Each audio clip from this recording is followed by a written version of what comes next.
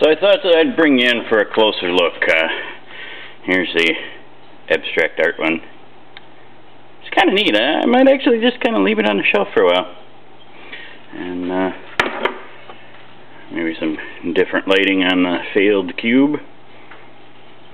But yeah, I cut them apart because I wanted to check the porosity, see if there was any voids or anything in them, and they all actually look pretty good. So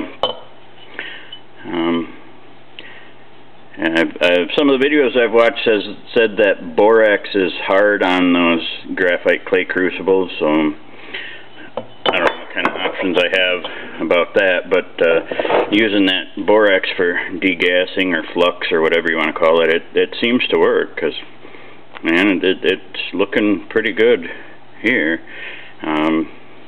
Better than some of the test pieces I've had in the past. So I don't know, unless I was doing something else wrong. But I think I think this one will end up working if I can just shape it with the bandsaw